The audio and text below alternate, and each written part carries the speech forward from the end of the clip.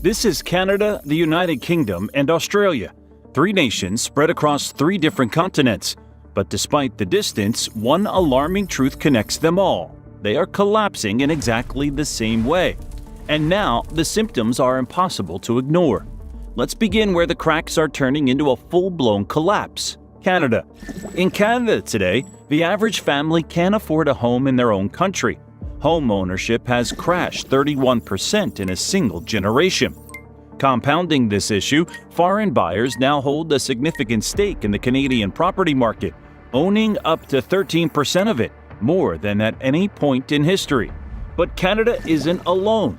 In Britain, the foundation of the middle class has been gutted, manufacturing jobs gone, down 46% since 1990. And what did families get in return? The highest tax burden since World War II, all while public services fell apart. But this isn't just a British problem. Across the world, Australia is living the same nightmare, only deeper. There, a quiet takeover is underway. Foreign corporations now control 80% of the country's critical resources. And the dream of home ownership? Dead on arrival. Housing prices have soared by 500%. While wages crawled just 80%. Young Australians are being priced out of their future in their own country. And this pattern across continents, across governments, is no accident. This isn't just failure. It's not bad luck. It's called managed decline, and it's happening by design. And if you're watching this thinking it can't happen here, you need to pay attention, because these three nations are the test cases for what's already occurring throughout the Western world. What you're about to learn in this video will completely change how you understand what's happening to these once powerful nations and why everyone should be deeply concerned about what comes next. The evidence is hiding in plain sight. Government documents, insider testimonies, and statistical patterns reveal a blueprint that's been quietly unfolding for decades. And once you see it, you can't unsee it. Most people have no idea that the collapse of these three nations follows a familiar historical pattern. Every empire throughout history has fallen in a similar way, from the inside out. Take ancient Rome. Most think it fell to barbarian invasions, but Rome's real decline began internally, through economic inequality that mirror what's happening across Canada, the UK, and Australia right now. By the 2nd century AD, as Rome's expansion slowed, the wealthy elite created massive estates worked by imported labor. This destroyed local Roman farmers, the backbone of the Republic, who were crushed by debt and displacement. Sound familiar? It should. It's the exact same pattern unfolding today. When Roman reformers tried addressing these inequalities, they were eliminated. The elites chose to get rid of reformers rather than give up their power. A key point to remember as we look at what's happening in these modern nations. Just as Rome faced demographic collapse in its final years, these three nations are experiencing unprecedented population shifts. Despite Canada importing over 480,000 migrants in 2024 alone, its fertility rate has plummeted to just 1.48 children per woman, far below the replacement level. The UK's fertility rate has crashed to 1.44. While Australia's sits at 1.5. These countries aren't growing naturally, they're being artificially repopulated while their middle classes vanish, exactly as Rome's did before its fall. Managed decline might sound like boring corporate jargon, but it represents one of the most dangerous concepts in modern governance. Originally a business term for companies beyond saving, it evolved into a strategy where maintaining appearances takes priority over actual solutions. This isn't conspiracy theory, it's documented policy. The concept emerged during the 1980s in Britain when Margaret Thatcher's government advised that struggling industrial cities should be left to manage decline, controlling the collapse rather than preventing it. But what's truly shocking? This localized strategy has now been scaled up to the national level across Canada, the UK, and Australia, and the evidence isn't hidden. It's being announced openly. Don't believe it? Just look at the official messaging coming out of these governments. Their infamous "you'll own nothing and be happy" rhetoric wasn't just a meme, it's becoming the reality for millions. In Australia, government reports warn of a generation of forever renters, as home ownership slips out of reach for younger Australians. In Canada, nearly a third of people under 40 now say they expect to rent for life, according to recent surveys. And in the UK, a 2025 policy paper declared that the era of mass homeownership is over, signaling a long-term shift away from traditional property ownership. If this is your first time hearing about managed decline, prepare for a rude awakening, because once you understand how it works, you'll start seeing it everywhere. And nowhere is it more obvious than what's happening to Canada right now. Canada presents itself as a progressive, independent nation. The reality? It's being transformed back into a resource colony before our very eyes. Here's the playbook being implemented with frightening precision. First, domestic production gets strangled. Since 2009, business investment per worker in Canada has fallen by 20%, according to Statistics Canada, part of a broader trend tied to weaker market competition. Meanwhile, productivity has stagnated. Canada also recorded only 1.1% growth in real GDP per capita between 2014 and 2024, making it the second worst performer among 38 high-income countries. Second, the market gets flooded with new consumers. Canada now has the highest population growth in the G7, with 98% coming from immigration. This creates artificial GDP growth on paper while masking collapsing living standards. Meanwhile, the housing market has detached completely from economic reality. The average Toronto home now costs 11 times the median household income, more than double what financial experts consider remotely sustainable. Young Canadians aren't just unable to buy homes, they're spending up to 60% of their income on rent alone. The numbers are staggering. In March 2025, the average home price in Toronto hit $1.4 million, while Vancouver topped $1.7 million. Meanwhile, the median annual income in these cities hovers around $100,000. The math simply doesn't work anymore. And who's buying these properties? Foreign investors purchased tens of thousands of Canadian homes in recent years, with many left empty as pure investment vehicles. In fact, things got so bad that the federal government extended its foreign buyer ban to 2027. Statistics Canada data shows that non-residents owned about 7% of condos in British Columbia and 5.6% in Ontario. Clear evidence that investment demand has distorted housing supply. But wait, you might be thinking, isn't this just normal economic evolution? Think again. Most Canadians never even noticed when, back in 2015, former Prime Minister Stephen Harper publicly dismissed the middle-class prosperity platform as outdated. At the time, it sounded like political posturing. But in hindsight, it reads more like a warning, because what followed was a slow, calculated dismantling of the economic foundations that once upheld middle-class life in Canada. But here's the truly mind-blowing part. Canadian policymakers aren't failing to solve these problems. They're just ignoring the inevitable. When asked what happens if Canada's housing bubble finally bursts, analysts warned that it could trigger a financial crisis with ripple effects far beyond real estate. As Jacobin notes, Canada's housing market has become a tinderbox propped up by speculation, lax regulation, and blind faith in endless appreciation. If the bubble pops, it won't be a surprise. It'll be a disaster foretold. That's right, the system isn't broken. It's working exactly as designed. If you think Canada's managed decline is shocking, just wait until you see what they've done to Britain. It's the same blueprint, just a more advanced stage. And what you're about to discover will make you question everything you thought you knew about modern economics. The United Kingdom, once the workshop of the world and birthplace of the Industrial Revolution, is now experiencing the fastest deindustrialization of any developed nation in history. British manufacturing, which represented 30% of GDP in the 1970s, has collapsed to just 9% today. Meanwhile, London's financial services sector has exploded, creating enormous wealth for a tiny minority while the rest of the country withers. What makes Britain's situation particularly alarming is the tax burden citizens now face. UK residents endure the highest taxation levels in over 70 years, higher than in countries like Canada, Switzerland, and Ireland, yet receive deteriorating public services in return. and it's forecast to get even worse. Government projections show the tax burden climbing further in the coming years, setting new post-war records while offering little relief to a population already feeling squeezed. A closer look at the numbers tells the shocking story. The average British worker now loses 30 to 40% of their income to taxes when all direct and indirect taxes are calculated. Yet National Health Service waiting lists have hit 7.8 million people as of March 2025.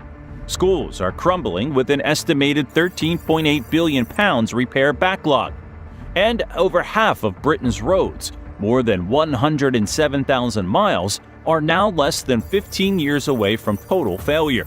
Where's all that tax money actually going? The most revealing statistic might be this. While ordinary Britons face crushing tax burdens, more than 72% of Britain's top corporations pay less than 10% effective tax through complex offshore structures. And these same corporations are snapping up the very infrastructure being neglected by the government.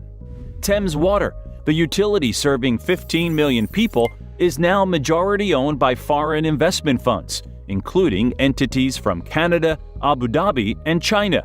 While the company has not paid dividends to external shareholders since 2017, it has continued internal payments to service its substantial debt.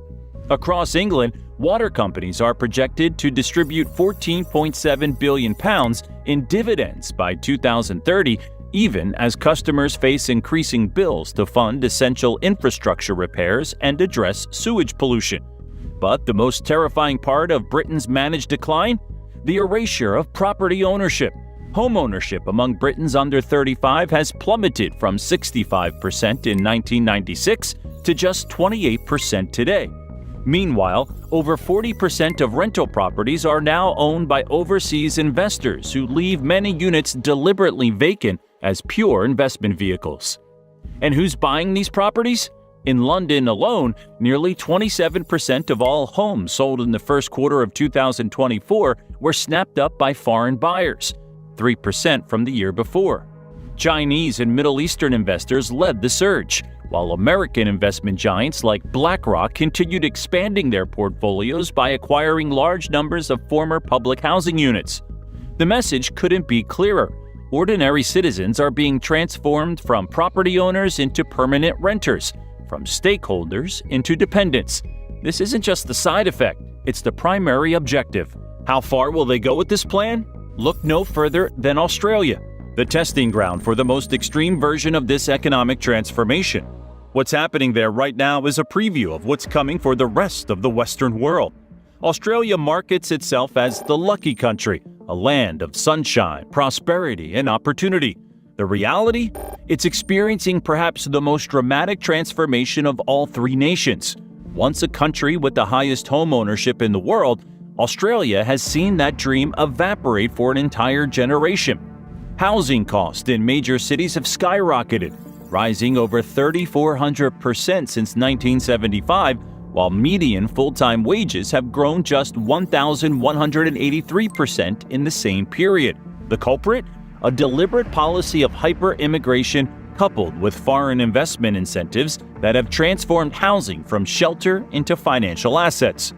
Internal government documents from 2018 reveal Australian Treasury officials acknowledged this was creating a two-tier society, but proceeded anyway because it was generating significant wealth for existing property owners. Let's put some hard numbers to this transformation. In 2023, foreign buyers purchased around $15 billion worth of Australian real estate, enough to spark serious concern about housing access for locals. In response, the government is now implementing a 2-year ban on foreign acquisitions of established dwellings starting in April 2025.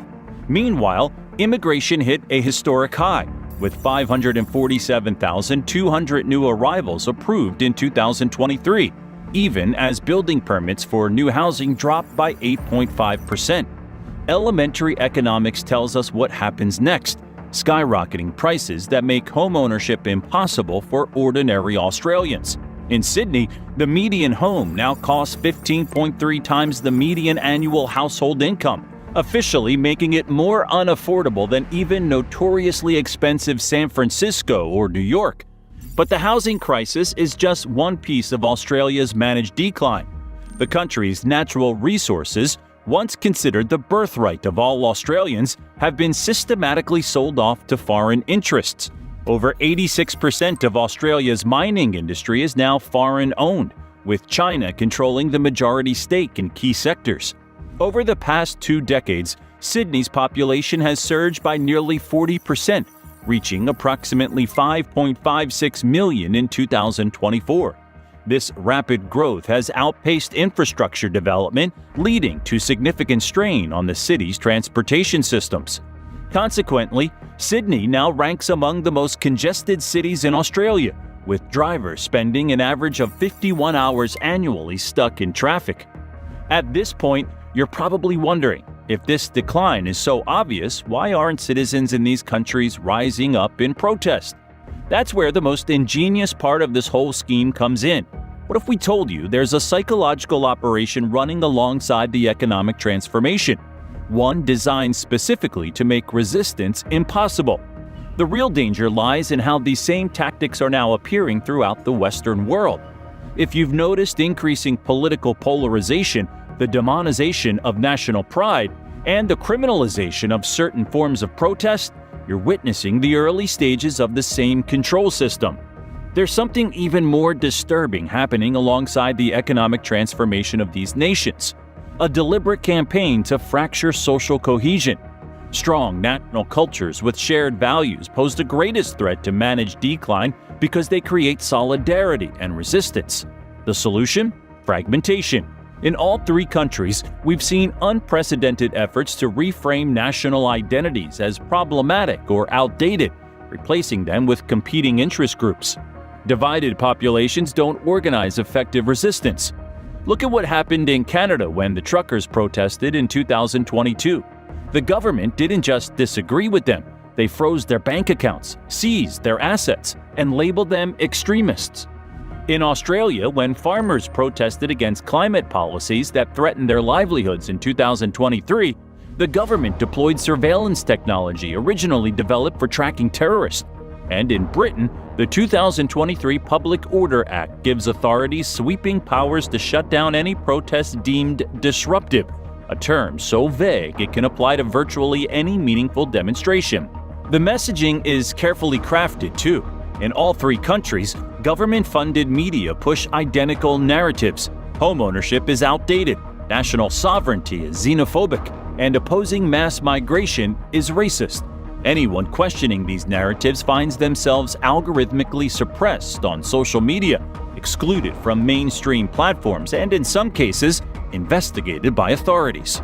Australia has perhaps gone furthest with its Online Safety Act, giving the government unprecedented power to remove content deemed harmful, a term so broadly defined it has been used to silence economic criticism. While no official takedown order has been confirmed, online commentators have alleged that videos critical of foreign ownership, particularly those highlighting Chinese stakes in Australian infrastructure, have quietly vanished from major platforms. One such viral video, which had amassed over 3 million views and cited only publicly available corporate filings, disappeared from YouTube without warning. Whether it was removed due to algorithmic enforcement or flagged under broad harmful content guidelines, the effect was the same: dissent erased. These tactics create what psychologists call learned helplessness. When people experience enough futility in changing their circumstances, they stop trying altogether. But are we really helpless? That's where the story gets interesting. Because if you think the situation is bleak now, wait until you see the final phase of this plan that's already being set in motion. The endgame isn't just economic restructuring. It's the complete transformation of Western democracies into controlled, feudalistic systems where citizens own nothing and corporations own everything. In Canada, the 15-minute city concept is being implemented in Toronto, Vancouver, and Montreal. In theory, it sounds benign. Everything you need within 15 minutes of your home. But in practice, it's about restricting movement and monitoring citizens. Toronto's pilot program already includes climate permits, limiting car usage to certain days of the week. In the UK, the Bank of England launched a CBDC pilot program in January 2025, with plans for full implementation by 2026. These central bank digital currencies will give governments unprecedented control over how and where you can spend your money. Imagine being unable to buy certain foods, products, or services because some algorithm deems them harmful to climate goals or socially problematic. And in Australia, the Digital ID Act passed in February 2025 creates a mandatory biometric identification system ostensibly to streamline government services. What they don't mention is that this system will track every interaction with government services, health providers, and financial institutions, creating a social credit infrastructure that mirrors China's controversial system. Now, this pattern isn't limited to just these three countries. The same warning signs are flashing across the Western world. Let's look at what's happening in the United States, for example. In 2010, the U.S. homeownership rate stood at 69%. By 2016, it had fallen to 63%, with the steepest declines among those under 35. Meanwhile, since 2020, institutional investors have purchased over 35% of single-family homes that hit the market in major metropolitan areas. For anyone living in Phoenix, Atlanta, or Charlotte, the transformation is impossible to miss. Nearly 1 in 3 homes in some neighborhoods are now owned by Wall Street firms and investment vehicles, often paying 20 to 50% above asking price to outbid individual families. BlackRock, Invitation Homes, and other institutional investors now control over 300,000 single-family rentals across the fastest-growing cities. But here's where things get even more concerning. These same investment giants received unprecedented Federal Reserve support during the 2020 financial interventions, effectively accessing billions in near-zero interest loans unavailable to average citizens. They then used this cheap capital to buy up housing at scale, creating artificial scarcity that drives up both property values and rents. The manufacturing sector tells a similar story worldwide. The U.S. has lost nearly 7 million manufacturing jobs since 1979, with over 60,000 factories closing just since 2001. Meanwhile, foreign ownership of industrial capacity has reached record levels across Western nations. Perhaps most concerning are the parallels in land ownership. Foreign investors now control over 40 million acres of American farmland, an area roughly the size of Florida. Chinese firms alone have increased their holdings by 405% since 2010. But isn't this just the free market at work? How when you look behind the curtain? In 2023, Congress had the opportunity to restrict foreign purchases of farmland near military installations. Instead, they expanded loopholes, allowing continued acquisition through complex corporate structures. This isn't incompetence. It's by design. Federal Reserve pilot programs for a digital dollar mirror developments in Britain and Australia, creating the framework for programmable money that can be restricted based on social policies or political positions, all while wealth concentration has reached levels not seen since the 1920s, with the top 1% now controlling more wealth than the bottom 90% combined in many Western nations. What makes this transformation so insidious is the illusion of democratic choice. Both major political parties in all these countries, despite their rhetorical differences, have implemented virtually identical policies around housing, immigration, financialization, and foreign investment when in power. Voters on the left blame the right for deregulation that empowers Wall Street. Voters on the right blame the left for immigration policies that drive housing demand. Meanwhile, the actual policy framework enabling managed decline continues regardless of who holds office. This manufactured division is precisely the point. By keeping populations focused on cultural battles and partisan identities, the fundamental economic restructuring continues unnoticed. As the Roman poet Juvenal observed 2,000 years ago, give them bread and circuses and they will never revolt. Swiss economist Ernst Wolff offers a compelling explanation for what we're witnessing globally.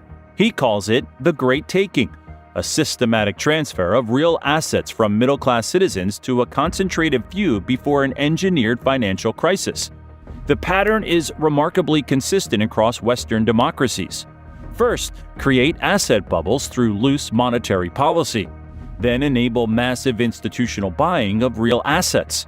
Next, implement digital currencies and financial controls. The fourth step appears to be triggering a controlled economic crisis. And finally, consolidate ownership through foreclosures and bankruptcies. We've already witnessed the first three stages playing out.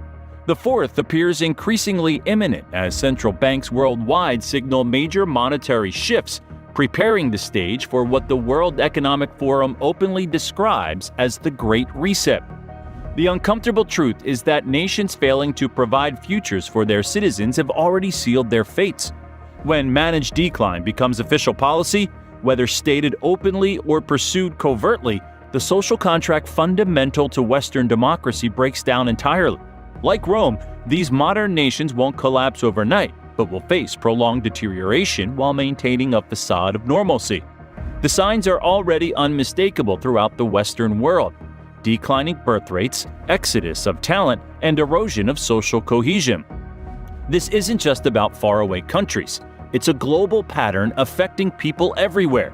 When major investment firms purchase entire neighborhoods, when manufacturing jobs vanish despite campaign promises, when foreign entities buy up farmland and critical infrastructure, you're seeing managed decline in action. The question isn't whether Canada, the UK, and Australia can recover their former prosperity. It's whether citizens worldwide will recognize the orchestrated nature of economic transformation before it's too late to change course. The Western world stands at a crossroads. The same policies that destroyed middle-class prosperity in these three countries are being implemented worldwide with frightening speed. Home prices have doubled in 15 years while real wages have stagnated. Manufacturing has been systematically offshored. Foreign ownership of farmland, real estate, and critical infrastructure is at record highs in country after country. Even the cultural engineering tactics are identical: divide the population, criminalize dissent, and promote a new normal where you'll own nothing and be happy. What we're witnessing isn't just economic restructuring. It's the deliberate dismantling of societies built on middle-class prosperity, replaced with a new feudalism where owning nothing is celebrated as freedom. If you found this video eye-opening, make sure to like and subscribe for more hard-hitting analysis. The mainstream media won't touch these topics, but we believe you deserve to know the truth about what's really happening to these once great nations. What do you think? Is the collapse of Canada, UK, and Australia really happening by design? Or is this just coincidence? Let us know your thoughts in the comments below. If you enjoyed this video, check out China's collapse into poverty is worse than you think, right here. Don't forget to subscribe and tap that notification bell so you never miss our upcoming videos. Thanks for watching.